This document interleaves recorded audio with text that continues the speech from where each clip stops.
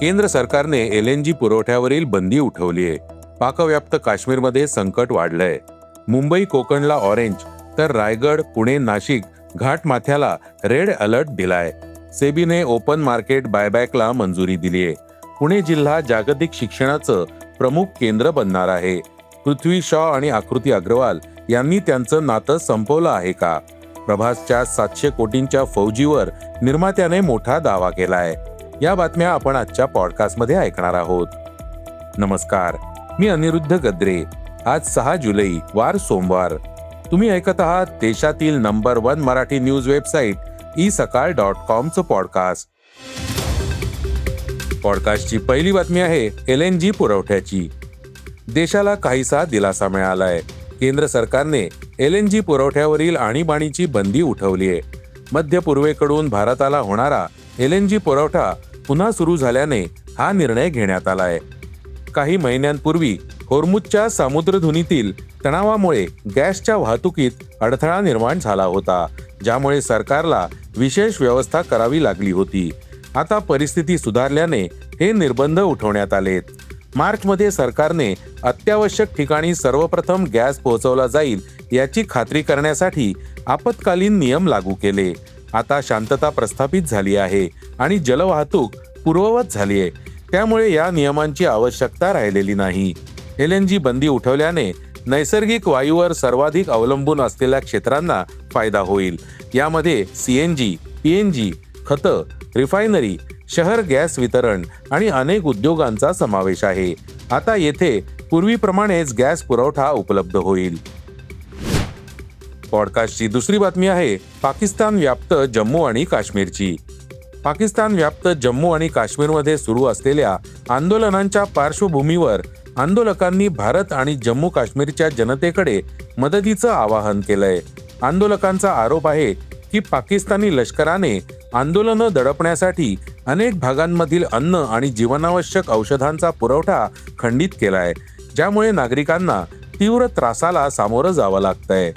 आंदोलकांचं म्हणणं आहे की सुरू असलेल्या निर्बंधांमुळे आणि प्रशासकीय कारवाईमुळे अन्न, औषधं आणि इतर जीवनावश्यक वस्तूंचा तुटवडा निर्माण झालाय. त्यांच्या दाव्यानुसार परिस्थिती झपाट्याने बिघडत असून मानवतावादी मदतीची गरज आहे. आंदोलकांनी भारत सरकार आणि भारतातील जम्मू आणि काश्मीरच्या जनतेकडून मानवतावादी मदतीची मागणी केली आहे. त्यांच्या मते सध्याच्या परिस्थितीत पाकव्याप्त काश्मीरमधील लोकांचा आवाज आंतरराष्ट्रीय स्तरावर पोहोचवला गेला पाहिजे. ॲडव्होकेट मेहरा ख्वाजा यांच्या रावळकोटमधील भाषणाला मोठी गर्दी जमली होती. त्यांनी निष्पाप नागरिकांच्या निर्घृण हत्येबद्दल पाकिस्तानी लष्करावर टीका केली. जगभरातील लोकांना पाकिस्तानच्या कृतींविरुद्ध आवाज उठवण्याचं आवाहन केलंय. पॉडकास्टची तिसरी बातमी आहे राज्यातील मान्सूनची. राज्यात मान्सूनने पुन्हा जोर धरला असून पुढील 24 तास अत्यंत महत्त्वाचा असल्याचा इशारा भारतीय हवामान विभागाने दिलाय. मुसळधार ते अतिमुसळधार पावसाचा अंदाज लक्षात घेता मुंबई आणि संपूर्ण कोकण किनारपट्टीसाठी ऑरेंज अलर्ट, तर रायगड जिल्हा तसंच पुणे आणि नाशिकच्या घाटमाथा भागासाठी रेड अलर्ट जारी करण्यात आलाय. हवामान विभागाच्या अंदाजानुसार कोकण आणि घाटमाथा परिसरात अनेक ठिकाणी अतिवृष्टी होण्याची शक्यता आहे. नद्या नाले तुडुंब भरणे, सखल भागात पाणी साचणे, दरडी कोसळणे आणि वाहतुकीवर परिणाम होण्याचा धोका आहे.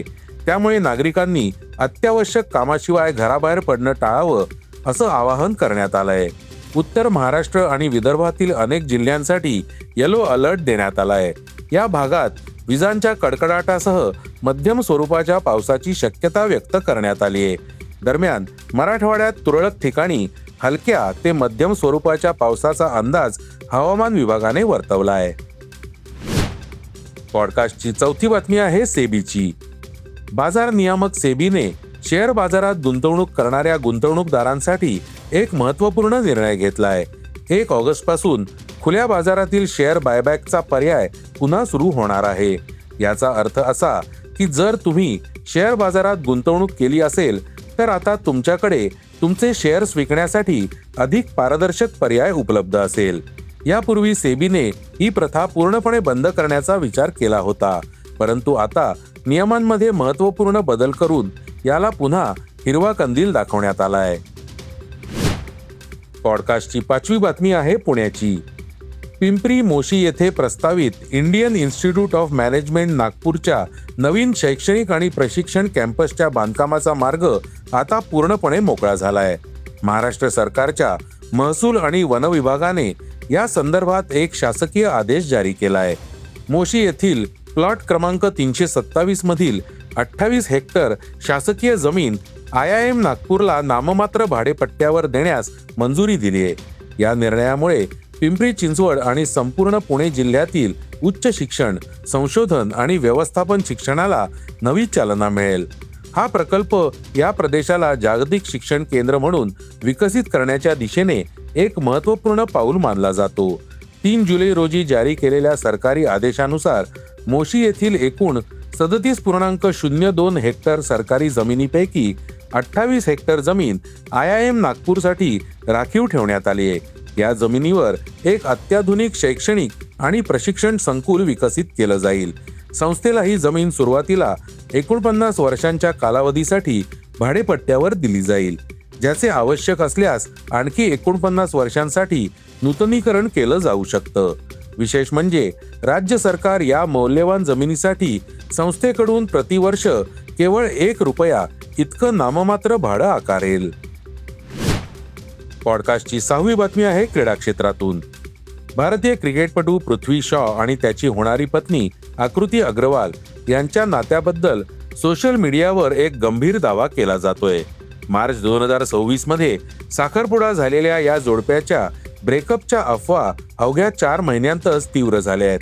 आकृती अग्रवालच्या अलीकडील सोशल मीडिया पोस्ट आणि तिच्या कृतींमुळे ब्रेकअपच्या अफवांना अधिकच बळ मिळालंय. आकृती अग्रवालने तिच्या अधिकृत इंस्टाग्राम अकाउंटवरून पृथ्वी शॉ सोबतचे सर्व फोटो काढून टाकलेत. यामुळे त्यांच्या ब्रेकअपच्या अफवांना अधिकच जोर मिळालाय. आकृतीने इंस्टाग्रामवर क्रिकेटपटू पृथ्वी शॉला अनफॉलो देखील केलंय. इंस्टाग्राम स्टोरीचा एक स्क्रीनशॉटही सोशल मीडियावर व्हायरल होतोय. असा दावा केला जात आहे की आकृती अग्रवालने काही तासांनंतर तो डिलीट केला. व्हायरल झालेल्या इंस्टाग्राम स्टोरीमध्ये लिहिलंय, माझी अनेक वेळा फसवणूक झाली, तरीही मी कधीच एक शब्दही बोलले नाही. माझा अजूनही विश्वास बसत नाही की आयुष्यात एक पाऊल पुढे टाकल्यानंतरही सोशल मीडियावर पसरणारी प्रत्येक अफवा पूर्णपणे खरी आहे. पण या संपूर्ण वादावर दोन्ही पक्षांकडून अद्याप कोणतेही अधिकृत निवेदन जारी करण्यात आलेलं नाही. पॉडकास्टची शेवटची बातमी आहे फौजी चित्रपटाची. प्रभासचे 2 मोठे चित्रपट निर्मितीच्या टप्प्यात आहेत, स्पिरिट आणि फौजी. यापैकी स्पिरिट 2027 मध्ये प्रदर्शित होईल, तर फौजी याच वर्षी प्रदर्शित करण्याची योजना आहे. फौजी हा भव्य चित्रपट बऱ्याच काळापासून चर्चेचा विषय बनलाय आणि त्याबद्दल नवनवीन माहिती सतत समोर येते. प्रसिद्ध निर्माता नागा वंसी यांनी एक महत्त्वपूर्ण दावा केलाय की या दर्जाचा चित्रपट यापूर्वी कधीही बनलेला नाही. निर्मात्यांनी फौजीला एका वेगळ्याच उंचीवर नेलं आहे. मैत्री मूव्ही मेकर्सचे निर्माते रवी शंकर यांनी फौजीमधील काही क्लिप्स दाखवल्या. हे सुरुवातीचं फुटेज पाहिल्यानंतर त्याला वाटलं की हा चित्रपट पूर्णपणे वेगळ्याच पातळीवरचा आहे. हा चित्रपट सिनेमाच्या एका वेगळ्याच पातळीवरचा आहे. जेव्हा तो थिएटरमध्ये प्रदर्शित होईल तेव्हा तो सर्वांना आश्चर्यचकित करेल. हे होतं isakal.comचं पॉडकास्ट, अर्थात सकाळचं पॉडकास्ट. उद्या पुन्हा भेटूयात. हे पॉडकास्ट तुम्हाला कसं वाटलं जरूर कळवा. त्याला रेटिंग द्या आणि इतरांना रेकमेंड करा. धन्यवाद. Script and research by Vrushal Karmarkar.